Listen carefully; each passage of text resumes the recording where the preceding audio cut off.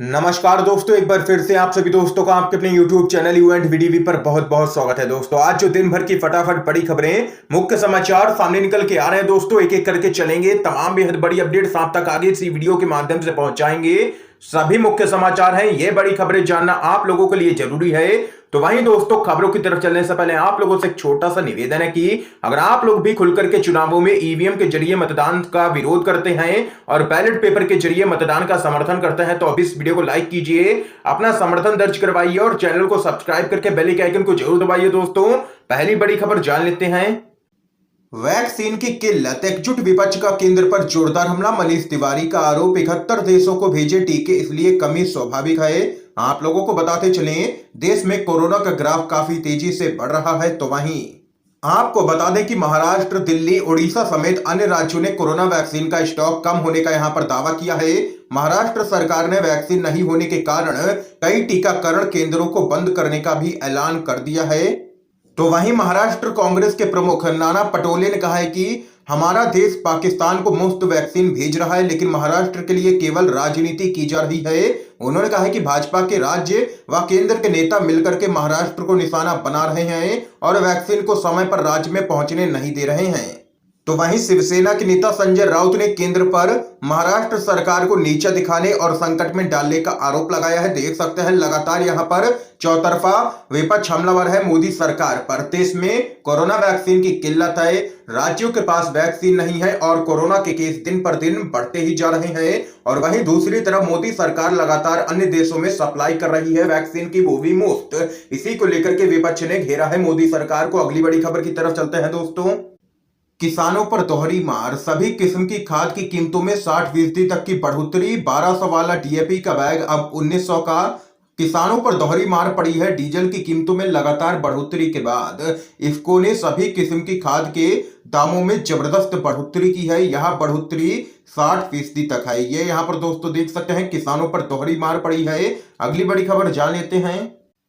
Kurukshetra, BJP सांसद की car पर हमले में 4 गिरफ्तार, किसानों ने किया है थाने का घेराव। आप लोगों को दोस्तों बताते चले, भाजपा सांसद नायाब सिंह सैनी का घेराव कर उनकी गाड़ी का शीशा तोड़ने के मामले में कुरुक्षेत्र पुलिस ने 11 लोगों को नामजद कर 8-10 अन्य के खिलाफ विभिन्न धाराओं में मुकदमा दर्ज किया है।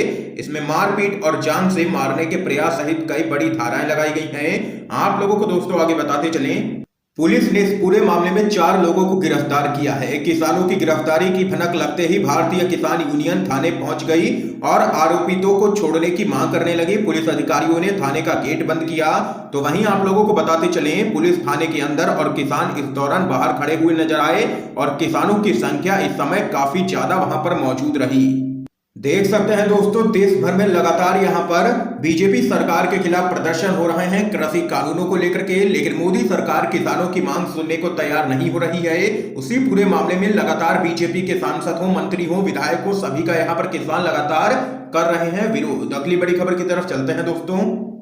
सीएम योगी कोरोना संक्रमित के संपर्क में आने पर भी कर रहे हैं चुनावी रैली, प्रियंका गांधी का गंभीर आरोप। आप लोगों को दोस्तों बताते चलें, देश में कोरोना के नए मामले का हर दिन नया रिकॉर्ड बन रहा है।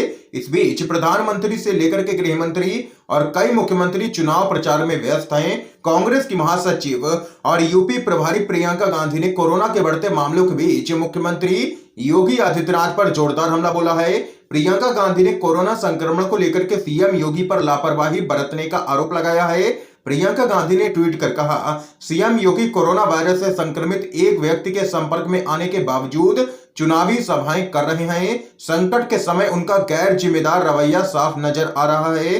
प्रियंका गांधी ने आगे कहा कि संकट के समय नेताओं को अपने आचरण से उदाहरण पेश करना चाहिए ताकि लोग उन पर भरोसा कर सके, लेकिन योगी आदित्यनाथ ऐसा नहीं कर रहे हैं। ये यहाँ पर जबरदस्त तरीके से बरती हैं प्रियंका गांधी योगी आदित्यनाथ पर। एक और बड़ी अपडेट जान लेते हैं दोस्तों। सीएम ममता बनर्जी बोली, कितने भी नोटिस मिले ना बंटने देना वोट, कहा मोदी भी करते हैं हिंदू मुस्लिम। आप लोगों को दोस्तों बताते चले, पश्चिम बंगाल की मुख्यमंत्री ममता बनर्जी ने चुनाव आयोग के द्वारा नोटिस भेजे जाने पर प्रतिक्रिया दी है। ममता बनर्जी ने कहा है कि मुझे भले ही कितने भी नोटिस मिले लेकिन वोट बंटने नहीं देना है।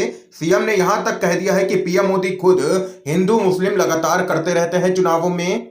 ममता बनर्जी ने कहा है कि भले ही मेरे खिलाफ 10 कारण बताओ नोटिस जारी किए जाए, मैं सभी को एकजुट होकर के मतदान करने के लिए कह रही हूं। कोई भी वोट नहीं बटेगा। नरेंद्र मोदी के खिलाफ कितनी शिकायतें दर्ज हुई हैं, वह हर दिन हिंदू मुस्लिम करते रहते हैं। ये यहाँ पर दोस्तों देख सकते हैं, जोरदार हमला चुनाव आयोग पर बोला है सीएम ममता बनर्जी ने। अगली बड़ी खबर जान लेते हैं। पीएम मोदी के संसदीय क्षेत्र में वैक्सीन नहीं। कोरोना के कहर के बीच वाराणसी में 60% टीका केंद्र हुए बंद। आप लोगों को दोस्तों बताते चलें, प्रधानमंत्री मोदी के निर्वाचन क्षेत्र वाराणसी में कोविड वैक्सीन की कमी के चलते लगभग 60% सरकारी टीकाकरण केंद्रों को बंद करना पड़ा है। आप लोगों को आगे बताते चलें, देश भर में कोरोना वैक्सीन की किल्लत पड़ गई है और यहां पर कई जगहों पर टीका केंद्र अब बंद होने लगे हैं, क्योंकि देश में कोरोना वैक्सीन बहुत ही कम संख्या में बची है। इसको लेकर के राज्य सरकारें भी लगातार मोदी सरकार पर हमलावर हैं। अगली बड़ी खबर जान लेते हैं दोस्तों। 12 करोड़ आबादी वाले महाराष्ट्र को मिली है सिर्फ 7.5 लाख वैक्सीन। प्रियंका बोली, टीके में भी राजनीति, जनता सब कुछ देख रही है। आप लोगों को बताते चले, देश में कोरोना ने एक बार फिर से कहर बरपाना शुरू कर दिया है। 1.25 लाख से भी ज्यादा मामले सामने आ चुके हैं एक दिन में। तो वहीं अब कोरोना वैक्सीन को लेकर के केंद्र और राज्य सरकारों के बीच में विवाद शुरू हो गया है। आप लोगों को बताते चलें, आज केंद्रीय स्वास्थ्य मंत्रालय ने कोरोना वैक्सीन का आंकड़ा पेश किया है, जिसमें यह बताया गया है कि महाराष्ट्र को 7.5 लाख खुराक मिली है। तो वहीं बीजेपी शासित उत्तर प्रदेश को 48 लाख, बीजेपी ही शासित मध्य प्रदेश को 40 लाख, गुजरात को 30 लाख और हरियाणा को 24 लाख खुराक जारी की गई हैं। तो वहीं केंद्र सरकार की ओर से जारी इन आंकड़ों के बाद गैर भाजपा शासित राज्यों के साथ भेदभाव की तस्वीर स्पष्ट रूप से यहां पर सामने निकल के आई है। इन आंकड़ों के सामने आने के बाद केंद्र की मोदी सरकार अब चौतरफा घिरती हुई नजर आ रही है। विपक्ष का साफ कहना है कि मध्य प्रदेश, गुजरात और हरियाणा जैसे राज्यों की आबादी महाराष्ट्र से काफी कम है, बावजूद इसके उन्हें ज्यादा मात्रा में वैक्सीन जारी की गई है। तो वहीं ट्विटर पर ये आंकड़े जारी होते ही लोगों ने पीएम मोदी और केंद्र सरकार को जमकर के खरी खोटी सुनाई है। इस मामले पर शिवसेना के राज्यसभा की सांसद प्रियंका चतुर्वेदी ने कहा है कि इस मामले को यहीं पर छोड़ दीजिए, जनता से बड़ा जज कोई नहीं होता और जनता सब कुछ देख रही है कि कैसे स्वास्थ्य मंत्रालय कोरोना वैक्सीन पर भी राजनीति कर रहा है। ये यहाँ पर दोस्तों देख सकते हैं कि मोदी सरकार की लगातार किरकिरी हो रही है इस पूरे मामले में। अगली बड़ी खबर जान लेते हैं। देश भर में बढ़ता कोरोना, बिना मास्क चुनाव प्रचार पर हाई कोर्ट ने चुनाव आयोग और केंद्र सरकार को भेजा है नोटिस। आप लोगों को बताते चलें, देश में कोरोना के बढ़ते मामलों को देखते हुए दिल्ली हाई कोर्ट ने चुनाव प्रचार के दौरान मास्क पहनना सुनिश्चित करने के अनुरोध वाली याचिका पर सुनवाई करते हुए चुनाव आयोग और केंद्र सरकार को नोटिस भेजा है। अगली बड़ी खबर आप लोगों को बताते चलें, चुनाव आयोग की ममता बनर्जी को नोटिस जारी करने से खफा हुई टीएमसी जबरदस्त तरीके से साधा है चुनाव आयोग पर निशाना। आप लोगों को बताते चलें, तृणमूल कांग्रेस ने मुख्यमंत्री ममता बनर्जी को नोटिस जारी करने को लेकर के चुनाव आयोग की आलोचना करते हुए सवाल किया है कि भाजपा के खिलाफ दर्ज शिकायतों पर अब तक क्या कदम उठाए गए हैं। तृणमूल कांग्रेस की प्रवक्ता महुआ मोइत्रा ने कहा है कि चुनाव आयोग भेदभाव करना बंद करे। मोइत्रा ने ट्वीट किया है कि भाजपा की शिकायत पर चुनाव आयोग ने ममता दीदी को नोटिस जारी किया है। तृणमूल कांग्रेस की शिकायतों पर आखिर क्या हुआ? भाजपा उम्मीदवार के द्वारा नकदी बांटने के वीडियो सबूत भी हैं। भाजपा की बैठकों में हिस्सा लेने के लिए कैश कूपन भी बांटे गए।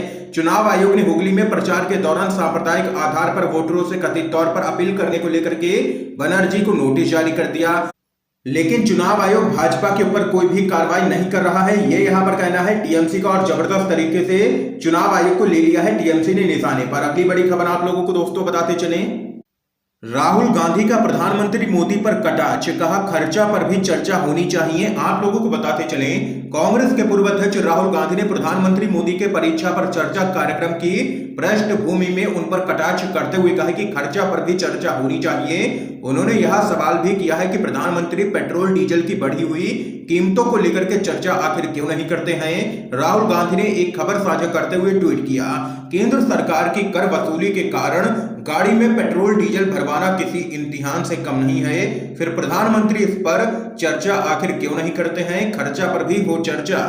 ये यहां पर एक बार फिर से राहुल गांधी ने घेरा है पीएम मोदी को। अगली बड़ी खबर की तरफ चलते हैं दोस्तों।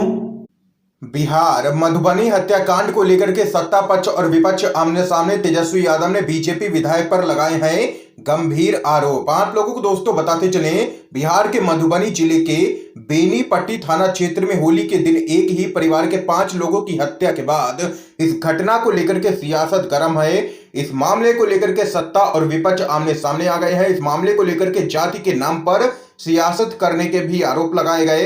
विधानसभा में विपक्ष के नेता तेजस्वी यादव ने मुख्यमंत्री नीतीश कुमार और पुलिस को घेरने की कोशिश की है। तो वहीं आप लोगों को दोस्तों बताते चले, विपक्ष के नेता तेजस्वी यादव ने इस हत्याकांड को सत्ता संरक्षित घटना बताते हुए कहा कि नीतीश कुमार की कानून व्यवस्था को सुधारने में कोई भी दिलचस्पी नहीं है। तो वहीं दोस्तों इस बीच अगली बड़ी खबर जान लेते हैं। कोरोना संकट, लॉकडाउन की आहट के बीच दहशत में प्रवासी दिल्ली, पुणे समेत कई जगहों से गांवों को लौटने लगे। आप लोगों को बताते चले, दिल्ली समेत देश भर में गहराते कोरोना संकट और लॉकडाउन की आहट के बीच लोग दहशत में हैं। आलम यह है कि एक बार फिर से प्रवासी शहरों से गांवों की ओर चल पड़े हैं। दिल्ली, पुणे समेत अन्य इलाकों से प्रवासी मजदूर अपने घर अब वापस लौटने लगे हैं, क्योंकि उनको डर है कि कहीं लॉकडाउन ना लग जाए, क्योंकि कई जगहों पर लॉकडाउन लगा दिया गया है। कोरोना संकट लगातार दिन पर दिन बढ़ता ही जा रहा है। दोस्तों आज की तमाम बेहद बड़ी खबरें सामने निकल के आई हैं, जो हमने आप लोगों तक पहुंचाई हैं UNVDB के माध्यम से। वीडियो पसंद आया हो तो लाइक कीजिएगा, ज्यादा से ज्यादा शेयर कीजिए, ताकि आप सभी के दोस्त भी इन खबरों को जान सकें। वीडियो देखने के लिए आप सभी दोस्तों का बहुत बहुत धन्यवाद।